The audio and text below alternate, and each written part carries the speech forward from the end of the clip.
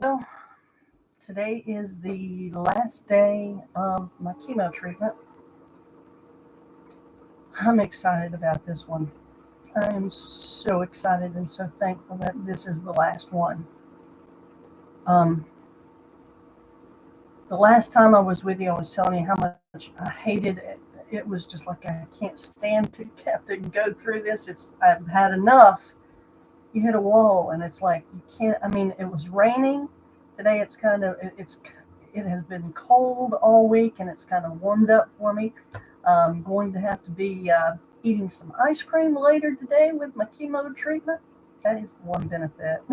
Except I'm not a big, huge ice cream fan. If that was Tim, he would be all excited about getting all the ice cream he could eat. But anyhow, it's to help with your mouth to not get sores, and I have not gotten any sores, and I am thankful to God for that.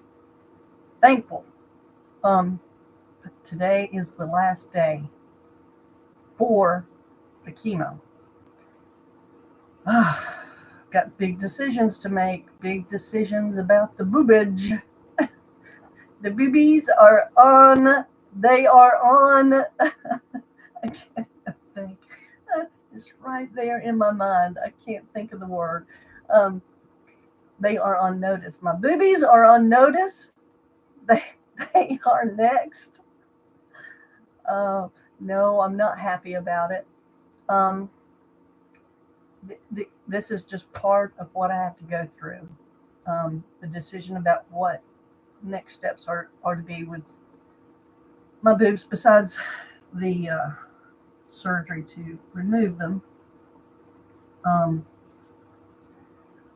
so I just am anticipating looking to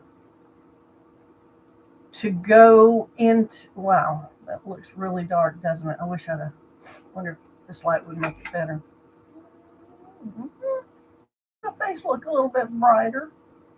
Um, I just wanted to document this what I've gone through. Started well, still got the month on there. It started back in May, the last of May. June 5th, I think, is when I permanently, for sure knew that it was cancer. Got the call. They called me. The nurse did. Yes, it's cancer. How do you tell somebody, yes, you have cancer over the phone? Because they don't want to see you face to face? I don't know. Um, what should I say? Anyhow, um, this has been something that I've gone through that I would not wish upon anybody. Uh, and sometimes I feel, I'll just be honest with you, I've had besides just being so, not having any energy and lethargic and tired, and sometimes it's like I can't even hardly get up out of the bed. Besides that stuff, um, I do feel like um, it's like it's not even touched me as far as the cancer is concerned. I know when both of my aunts faced cancer, they both immediately had to make a decision about surgery. They had to have surgery and take their breast off immediately, and that has not been me. So it's this is a different.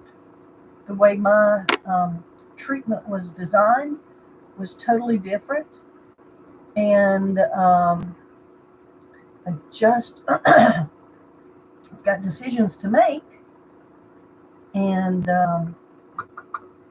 you know, I am, I am, I think I've made the right decision as far as what I think I'm going to do. Um, but you always have somewhat of a bit of a doubt. The other thing is I don't know how I'm going to feel when I don't have my breast. I mean, that's something that you can't.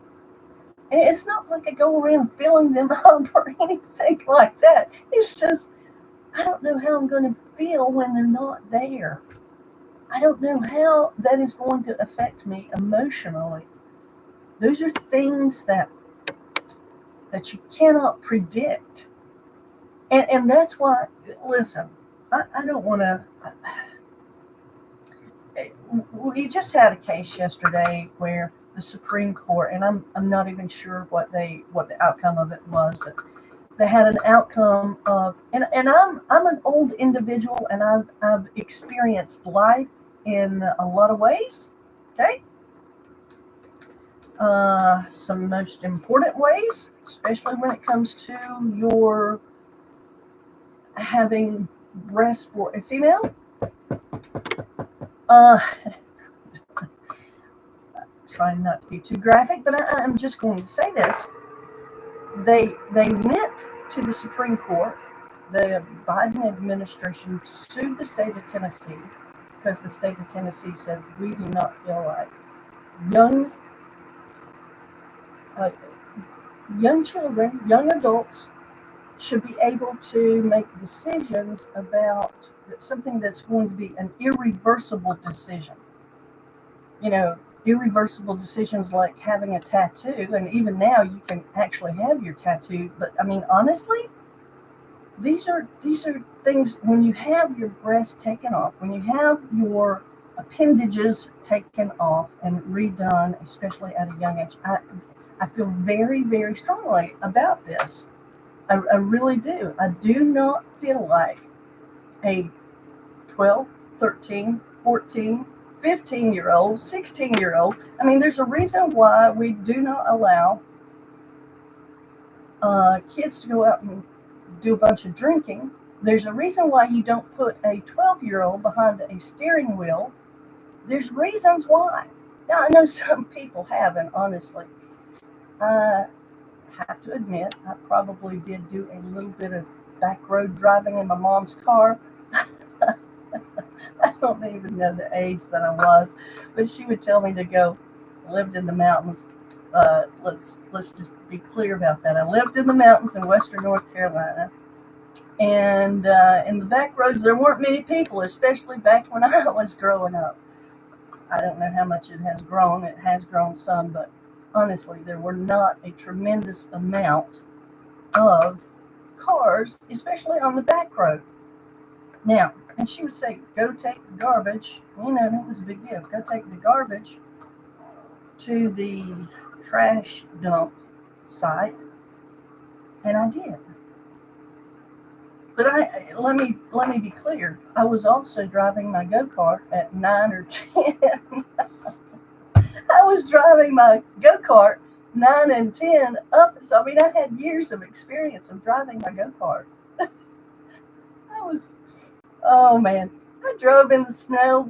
I mean, snow times. Let me just say this: snow times when it was snowing in western North Carolina was very, very. Oh, and I lost some people. They left. They said, "Forget this. I don't want to hear about you talking about this about transgenders." But I'm just saying, a 13-year-old child does not get behind the wheel of a car and goes driving down the interstate. They don't go driving in the middle of the city, typically. And there's a reason why, because they do not have good judgment. And you're talking about a surgery that would cause somebody to have irreversible consequences. Now, listen, if you're 18 years old and you want to go do whatever you want to do with your body, go do it. That's not my decision. That is not my decision. Um, but I think when you're talking about children having uh, these surgeries, I think it is wrong. It is totally wrong, and people need to make a stand on which way they stand with that. Because honestly, um, and the thing about it, what I did hear from one of the Supreme Court justices is they have made reversible decisions about this in England and in Sweden, where they were all for it before, and they think, whoa, whoa, hold on, we're seeing bad consequences here. I don't think we need to be doing this. So I don't know what the outcome was. I didn't look at it, I'm just saying, children, especially for children, young adults, you can't make those type of decisions when they have not experienced life. Pretty much, you've got to be. A lot of those children and young adults have not experienced life in the way that they would need to experience life to appreciate what they were. And how do you know they're not just changing their mind in 6 months? And this is not something that you go into and then you change your mind 6 months out. And there have been all kinds of people that have had the transgender surgeries and stuff, and then they say, oh my goodness, what have I done? What have I done to myself? And so I'm just saying to you, as an adult, me, having to face this with a life and death type situation, it is a difficult situation to face. So I cannot imagine that a young adult child or young adult can have the full understanding of what they're doing. So that's why I am very much against this. And I will say this, and I say it again, because the reason is, it's just a matter of I'm facing decisions about, okay, do I have reconstructive surgery? And what kind of reconstructive surgery? Because there's different kinds that you can have. I have come to the conclusion that probably I am going to do one that's, I don't know. I think Tim, my husband, he just does not want me to have to go through any more than I have to go through. But because one of the surgeries for the reconstruction is a 6 to 8 hour surgery, and anything can happen in surgery. So I don't even want to say what I'm thinking, because you don't want to say it out loud, right? But anything can happen in surgery. So those are things that I'm facing right now. Then I will, the surgery in and of itself, the one to remove the breast, are going to be, I don't know, I don't have the information yet totally. Don't have a plan yet for what we're going to do. So I'll have to talk to the surgeon. This was the first part, is to get through the chemotherapy, and today is the last day of my chemotherapy. So happy that this is happening. And so, this is the first part, and it seems like this is December the 5th, and I'll be honest, June the 5th of this year, I found out for sure that I had cancer. And so it's been basically 6 months, and I've been going through the chemotherapy for 6 months, and it is, I've had the grace of God to go through this. It was waning the last time, and these treatments are a little bit tougher, and they are also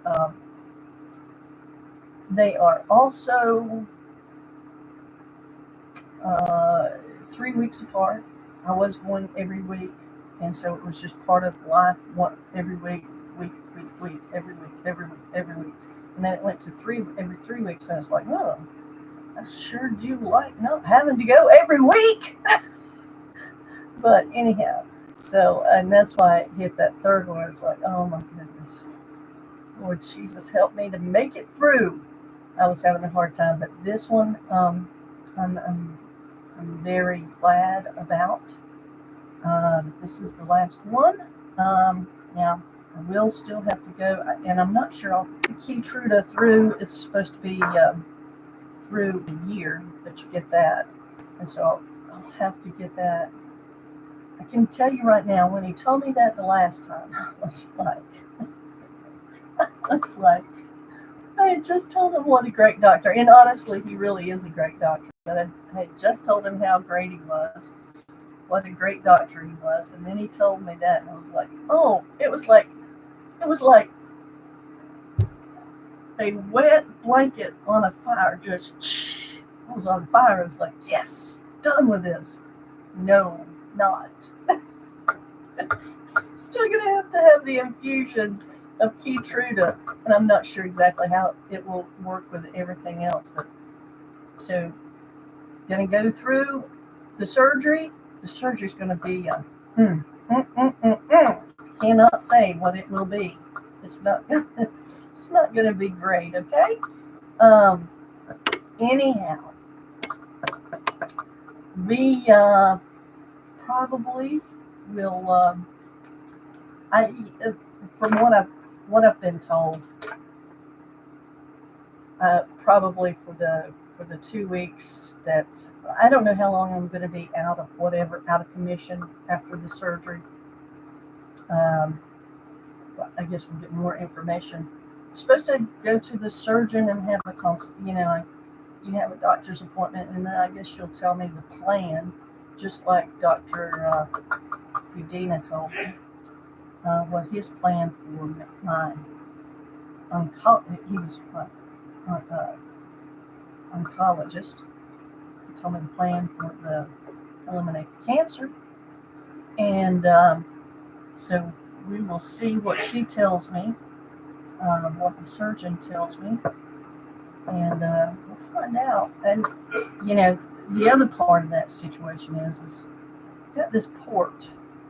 And I know everybody loves the port, and it is great as far as not having to be stuck all the time with getting needles and stuff. But man, I'm telling you, that will be a glorious day when that is removed. Uh, Hopefully, we'll see when that happens. But anyhow. The surgery's not going to be easy, as far as I've been told that there's a lot of, oh goodness, I just can't imagine. I just can't imagine. I've never had surgery. I've never had a child, so I've never been whatever. So it's going to be a totally different experience. And the surgery actually is a 2 to 4 hour, I think, maybe surgery. So it's not like it's a walk in the park.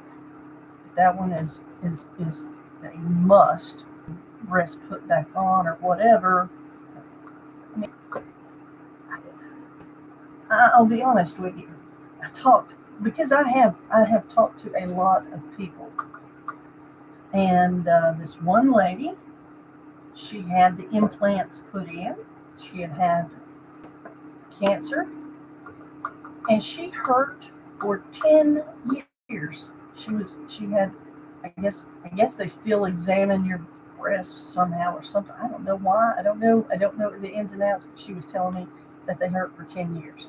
And I'm thinking, why? I don't know that I want to go through that. I don't know that I want to be doing that.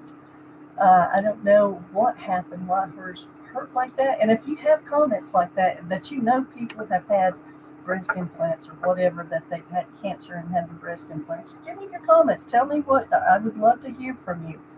I,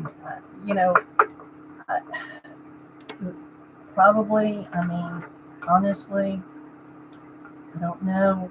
I will, we will see what happens. And people are talking about,